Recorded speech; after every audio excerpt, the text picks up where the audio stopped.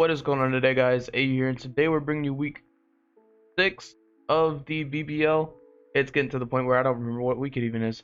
But last week we played against Quack and his rain team, and it was a pretty hard matchup. Not gonna lie, it was almost felt kind of impossible.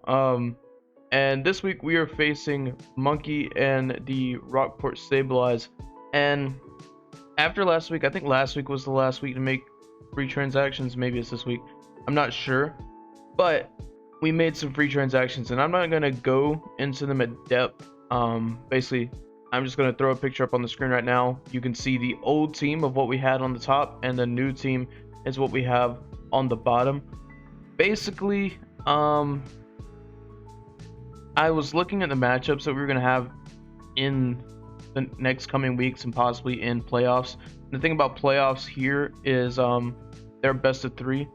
So I was kind of looking over my team. I thought my team was still really good, but in the matchups that it was facing, things like me and Shao just weren't really cutting it. High Dragon was okay. Primarina wasn't really loving on the team. I think Primarina is a phenomenal Pokemon. I just wasn't really loving it. It didn't really quite feel like it fit.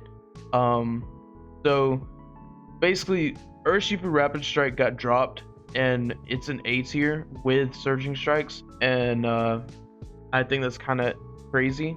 So I kind of reworked my team to try to grab Urshifu, which meant I had to drop High Dragon, which means I need a Dragon type, and all the Dragon types are pretty much an S tier in this league. Like, if you don't take an S tier Dragon, then or A tier Dragon, then like Dragon types just kind of fall off the board at that point.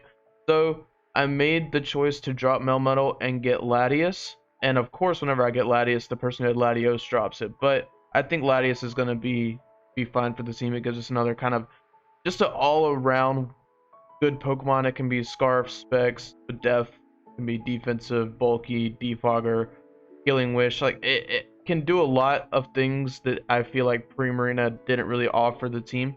So I think that's going to be a lot better of a well-rounded Pokemon to fit the team. Then we dropped me and Shao, and we got Rabombi.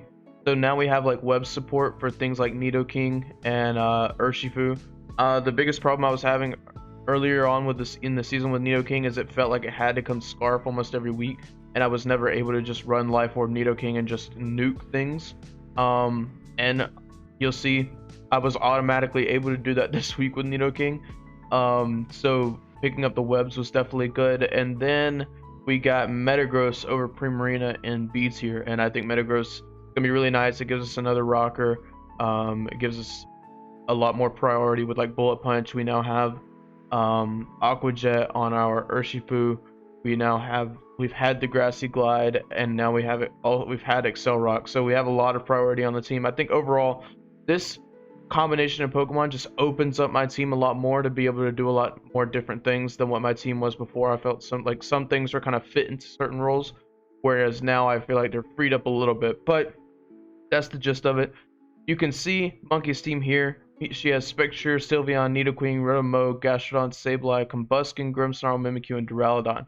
Of course, the week we pick up Latias, we have to face 2 Ghost types, 2 Fairy types, actually 3 Fairy types, and 2 Dark types, and of course another Dragon. So Latias didn't have the best matchup this week, but I promise you it has better matchups in the later weeks.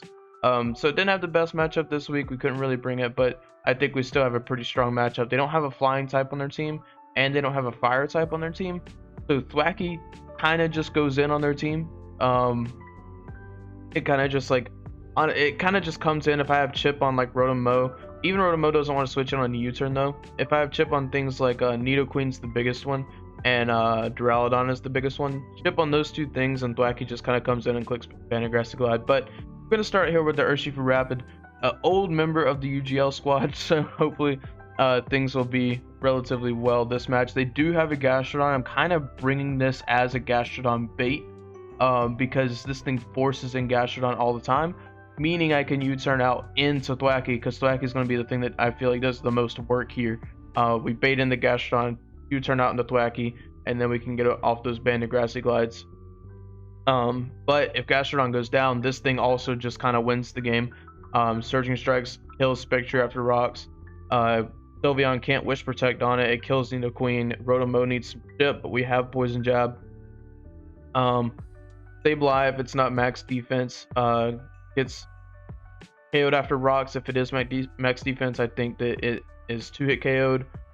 The Combuskin obviously goes down. Grimmsnarl, setting screens doesn't matter because Surging Strikes crits behind the screens, so we're fine there. Mimikyu, we break Disguise and hits 2 more times, and Duraludon doesn't really want to take a close combat. So like, this Pokemon can put in a lot of work this match, but it's kind of just here to bait out the Gastrodon for the most part. Next we have Nidoking, another really scary Pokemon in this matchup. If webs are down and the Spectre's not Scarf, we can beat that with Shadow Ball. We beat Sylveon with Sludge Wave. We beat Nidoqueen with Earth Power. We beat Rotom with Sludge Wave. Gastrodon doesn't want to take too many hits from it, especially switching in. Sableye just straight up falls over if it's not Spadef. Combuskin falls over. Grimmsnarl falls over to a Sludge Wave. Mimikyu, if its disguise is broken, falls over to a Shadow Ball / Sludge Wave. And Duraludon is obliterated by Earth Power because its Spadef is like 22. Like, it's so low. But Nidoking just puts in a lot of work, and it's really nice here because we can have that web support for it. So bringing Life Orb is actually a viable option this match, which I was talking a little bit about earlier. We also have the Stealth Rock option to kind of pressure them from switching a lot, because I feel like if we can pressure their team, force a lot of switches, get a lot of rocks chipped, then it opens up things like Thwackey and Urshifu to kind of win the game a little bit later. Next, we're finally bringing back Moltres to another game. We have Mystical Fire, Defog Roost, U-Turn.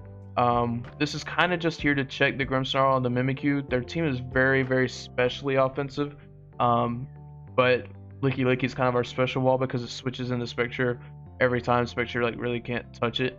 So this is just here to check like Swords Dance Mimikyu and bulk up Grimmsnarl and stuff, just to make sure that they don't really run my team too much.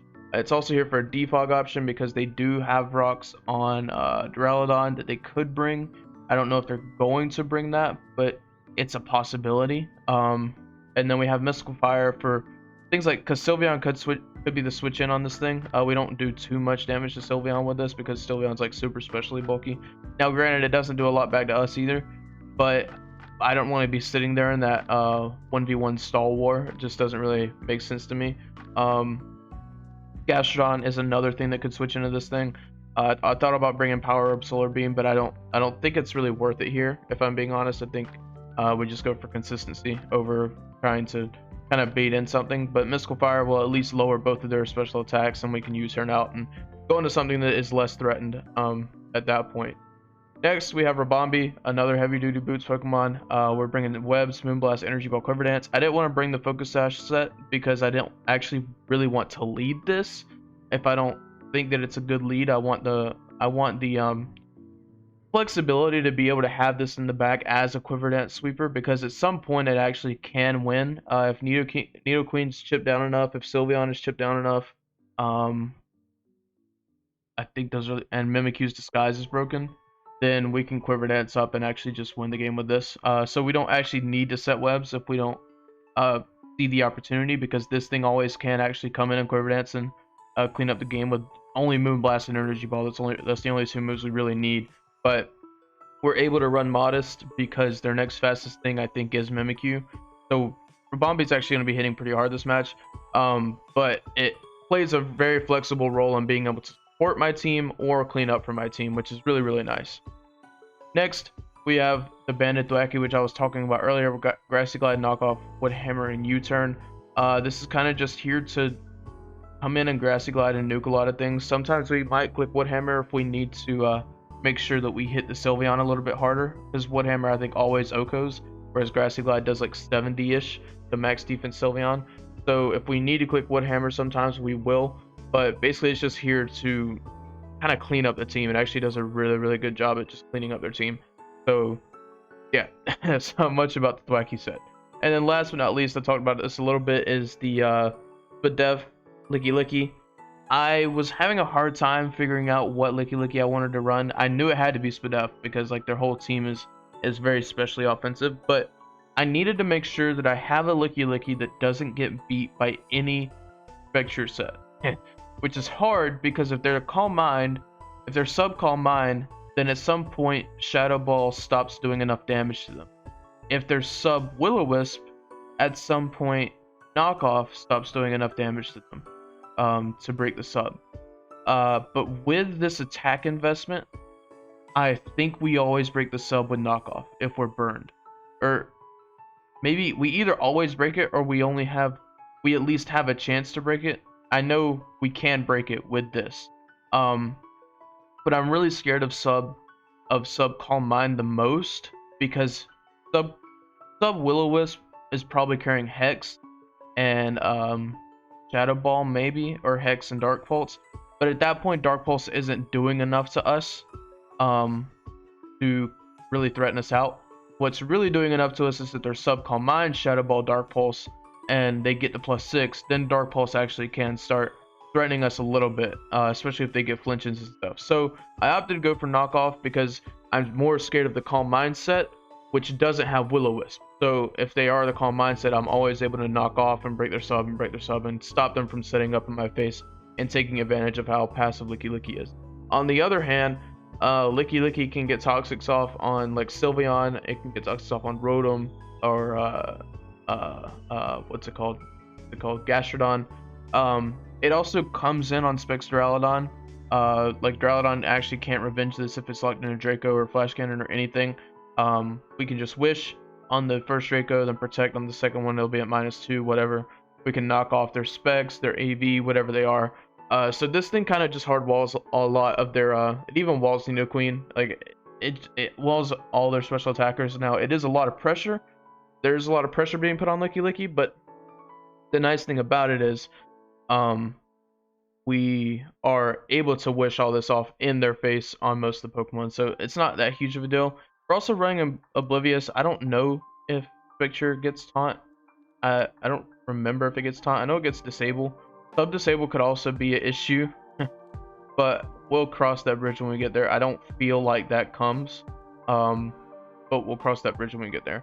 But yeah, basically, it's another thing about Licky Licky is if you look at my teams, Licky Licky's gone to 1, 2, 3, 4 games now out of 6, and it's my F tier Pokemon, and I'm pretty sure it's coming to 2 more games. For some reason Licky Licky is popping off this season, but that's the team, that's the breakdown. I kind of rambled on a little bit because we had to talk about the trades beforehand, but let's get right into the battle. All right, so here's the beginning of battle. You can see that they did not bring Spectre, which was a little bit surprising to me. I felt like even though I had Licky Licky, the thing was still relatively scary. But there's no Spectre, there is Sylveon, there's no Nidoqueen, which I was surprised about. I felt like offensive Nidoqueen did really well. No Rotom, which I was surprised about because it was one of the better wacky answers. Gastrodon does come, Sableye does come, both Prankstermons come, which is kind of annoying, but we can play around it. No Combuskin, Mimikyu and Duraludon both come. So looking at the team, I feel like Rabombi is actually able to pressure enough of the team. I'm not gonna lie, I don't remember what I led. I think I might have led Nidoking. If I'm smart, I led Nidoking. Because looking at this team again, this thing is screaming Nidoking beats everything. I think I led Nidoking because I was scared of either Grimmsnarl or like set up Mimikyu or something, or even Duraludon to set up rocks. So I think I led Nidoking, and I think I set up rocks. I feel like that's what I should have done. If I didn't, then this is future Rick saying that past Rick is really dumb. But let's play and see what I actually led. Okay, I did lead Nidoking, and they did lead Grimmsnarl, and I did set rocks. Okay, I'm not super dumb, but we get the rocks up. They decide to switch out. Gastrodon comes in. I go into Rabombi because this is one of the fewer things that can pressure it. Duraludon comes in. I decide to switch out because I don't know if it's AV Duraludon or anything yet. And that would have taken a Moonblast. If it wasn't AV Duraludon, it wouldn't have taken Moonblast. So they are a Rocks version, and they were Shookaberry for the Nidoking. So Draco comes out. We Wish here. Basically the same thing I said that was going to happen. We just get to Wish in front of the face of this. And since they're not Specs, I'm not even scared of the second Draco. I decided to toxic because I felt like a switch was coming into like Sylveon or something, but it didn't. I wish again, and they're now at -4, so I go back into Rabombi here, and this is where some plays started to get kind of weird. We get the wish back all the way up to full. I know they're not AV, so I kind of expected them to switch there because if I'm Moonblasted, they just die. And they saw that Flash Cannon was only doing half. So I kind of expected them to switch there, so I decided to set webs. I could have also Quiver Danced, but I haven't broken Mimikyu's disguise yet, so I felt like Mimikyu could always come in revenge with Shadow Sneak, Sword Stance Shadow Sneak, because I would have been at roughly 67-ish if I did Quiver Dance, and there would have been no webs on that side. So I opted to go for webs. Then I see they're not switching out, so I just go for Moonblast and get rid of that thing. Then they come into Grimmsnarl for some weird reason. I was kind of scared of like Light Screen and Mimikyu setting up behind Light Screen, but at the same time, like P-Wave could also have been an issue. But then they opt to bulk up, and that was weird to me. Sucker Punch wasn't really scaring me. I felt like there were two options, and it was set Light Screen or P-Wave, and they opted to bulk up, but then I just Oko this thing with Moonblast. So Rabombi's putting in some work right now. They finally bring out the Mimikyu. We decided to I opt to break their disguise just because I can deal with Mimikyu a different way as long as the disguise is broken. They do Swords Dance. I'm expecting a Shadow Sneak, but they let it take more damage. And they go for Shadow Claw. I feel like Sneak killed there if they did have it. I'm gonna say they didn't have it. No, they did have it because they used it here. They did crit. But we got the Earth Power off. Nidoking claims the kill. Gastrodon comes out here. I think I went to Licky Licky. I went straight to Thwacky. I guess I was not scared of Scald. But yeah, here's the thing. You can see there's something missing, and it's Grassy Surge. I forgot to put Grassy Surge on the Thwacky, so I'm actually not really threatening anything with Grassy Glide at this point. Luckily Nidoqueen's not here, and Duraludon is down, so I can just kind of freely click Woodhammer. But yeah, we're missing our Grassy Surge. If we had Grassy Surge, I think we just won the game here without any issue. But that was on me for not seeing that in prep. So they do switch out. There's people. I put LOL in the chat, and then Majin goes, "Where's the terrain?" I told him I left it at home because I didn't love it. But Woodhammer deals a lot to that Sylveon. If we were in terrain, that Woodhammer would have killed. They go for the Protect just to get some leftovers recovery. I just opt to keep going for Woodhammer at this point because he doesn't have switch-ins to Woodhammer at this point.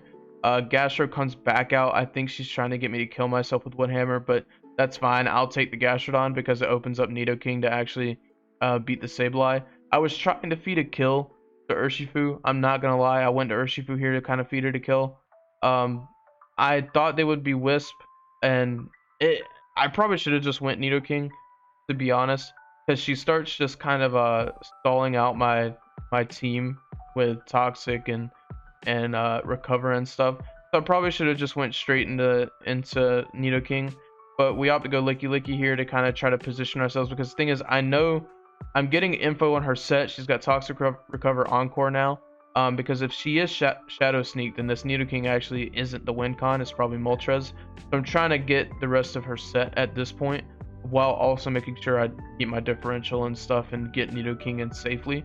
And then we see knockoff. So then we know that she's got to recover on this turn. We can get Nidoking in safely. She doesn't have Sneak, and Earth Power is just going to take care of the Sableye. So we end up winning the game 4-0, even with a non-Grassy Surge Thwacky. I think if we had Grassy Surge Thwacky, it would have been a 5-0. Probably should have been a 5-0, but like I said, that's on me for not seeing that in prep. But that is week 6 in the books. We are now 5-1. I think we're plus 13. We should be second in our division. I'm not sure how Quack's game went. I think we're second in the division, but yeah, not bad. Good win after last week's tough loss, and I'm excited to use the new team. But that's where I'm going to leave you. If you like what you saw, like, comment, subscribe, and I'll catch you guys in the next one. See you.